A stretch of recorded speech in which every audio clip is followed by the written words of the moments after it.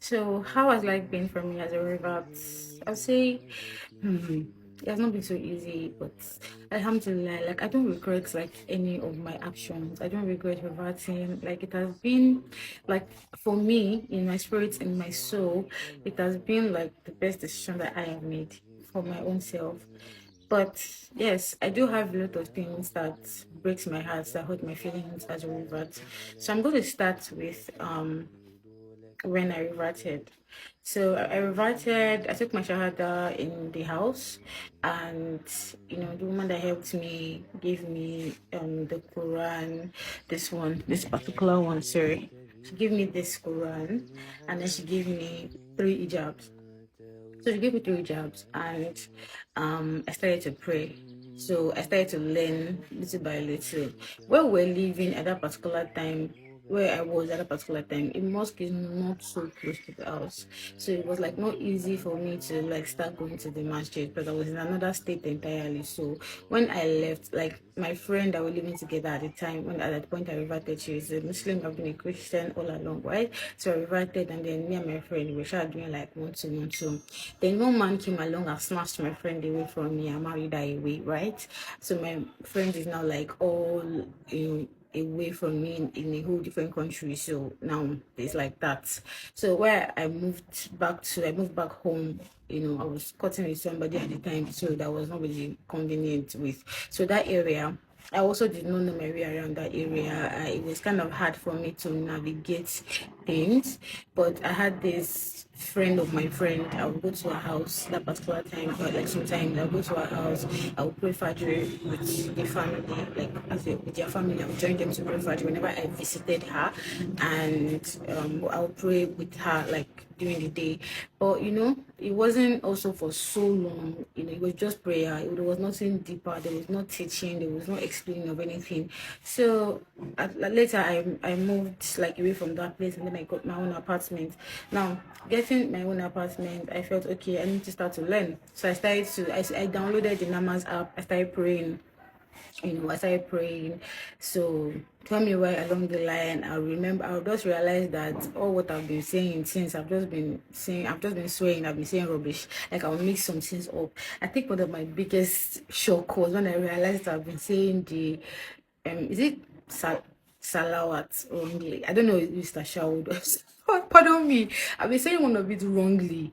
You understand? Like after like how many months of always saying it like that, after like doing my solar, I was not discovering that I've been saying it wrongly. Do you know? Always feeling like you are not enough. Everybody is quoting this dua, everybody knows how to say this and say that, and then you're like, oh my god, what's going on here? I don't even know this one, I don't even know that one. The next thing you are confused. Do you get? So, and also as someone that has fear of being around men, I find it very difficult to be around any male in terms of proximity. I don't want to be going to any liquor that is a man that is teaching me. If it's online, I think I would not mind because at least we're not in the same physical space together. So it's hard for me going to liquor because I do not trust men. I'm so sorry. It's not in a bad light, but if you understand what I am saying, I am more comfortable if it is online or if it is a woman that is teaching me. So and it was also difficult for me to change my mode of dressing because me, I am baddie. I was a baddie. I was a baddie. I was a baddie that was doing baddie things. So I literally go from, putting all the things out there to concealing them, completely. It was difficult for me because things are not expensive. You want to change your wardrobe, things are expensive, abayas are expensive, modest dresses are expensive. Damn, they're very expensive. Nobody told me about that part. And it was hard for me to know what to pray with at a particular time. I did not even have prayer clothes. And me, I'm unemployed. I did not have any money. So nobody could buy me prayer clothes. So it was hard for me at the point. I had to call some masjids that I needed help. I needed some Islamic book that would put me on the right path. And I would need help with some scarves and some prayer cloth. So I went online, Googled like different masjids around Nigeria, started to call them. Everybody started giving me very terrible answer. I think I called Abuja Mosque or something. I called them and then they were telling me to just go to a local mosque, like somewhere close to me, that they'll give me all the things I need. And me knowing that the mosque around me, the person that was supposed to be free with, I'm supposed to tell all these things is harassing me. Do you understand what I'm saying? So I don't feel safe. Like telling them anything. You know, I don't even want to be close to them. Nobody should. Do you get what I'm saying? Like, if you don't get it, just, you understand. So I don't feel safe being close to people in this area. Like, it's maybe it is just me, and it is not me doing too much. I just don't feel safe. So I rather talk to people that don't really like know me in person, that are far away. I rather have you guys send me, you know, books, jubab, skimar, and everything. So I called all these mosques, and then, you know, they kept on referring me to go to a local mosque, the closest mosque close to me, and I'm like, nah, I can't do this. So I stopped calling them. So I was so sad. I needed scarves because I wanted to start covering my hair now. You know, I needed scarf, and I did not have money to buy scarves at the time. But God did it. You know, I was able to buy scarves. I was able to buy a lot of scarves, right? So now I have scarves. I cannot step out without covering my hair, right? Alhamdulillah. And moving on, I realized that, okay, I did not have prayer clothes. You know, what will I be using to pray? You understand? Then, someone very special to me gifted me this, and it's, you know, I really appreciate this, and then he got this for me, and then I have been praying with this. And even though I still feel like this is not enough, I need more prayer clothes, I need more like covered kimar like this that I can be using to pray, you know. So, and that has also been like a struggle for me.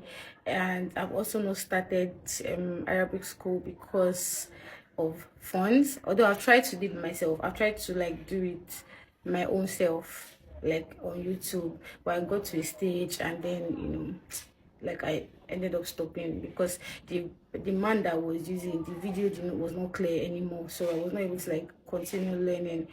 But, you know, I wish to still continue like learning, you know, and all of that. So during this Ramadan, I decided that I understand how it is at a revert, from your family not accepting you, in some cases, from you not knowing, also from you not knowing, you know, who celebrates with you on Eid. On Eid, you're the only one, no family, no friends. You know, last year, I think last Eid was the last year Eid. It was just so crazy. I felt abandoned.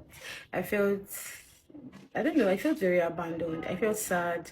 I felt, you know, I was just the only one. So it was not so easy. So it was not easy for me to learn. It's not easy for me to adapt. It's not easy for me to embrace. So this Eid is coming right now. I'm still thinking about my life. You know, I don't know the prayers. I don't know how anything goes. I don't know what to do. You know, I don't know the rules, because I know that they are supposed to bring something to eat ground. I think a portion of something per family or something. Then some people will share rice or something like that. I don't know. Do you understand? So as a revert, a lot of things are difficult for me. I've also had Muslims like curse my parents because they are Christians.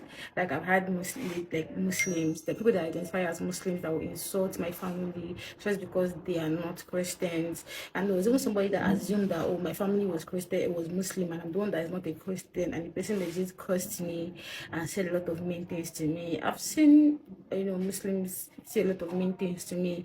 Another thing I've struggled with as a revert is learning to digest things from social media. When I started to read, I realized that there are a lot of misconceptions about Muslims online. It is not small. There are a lot of like misconceptions. When I wasn't a Muslim myself, I would not like, look here, I judged Muslims. Yes, I did. I judged them a lot. Even when I reverted, I judged them a lot. But I continued to read.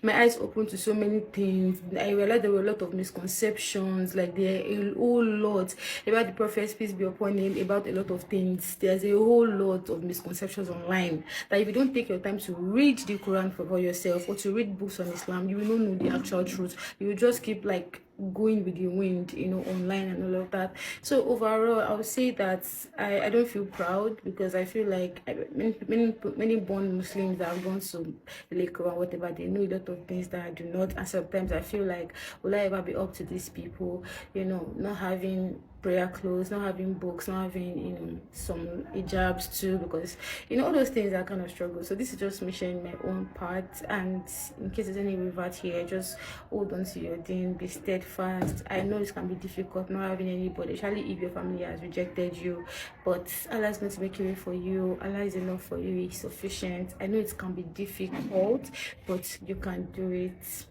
You can do it.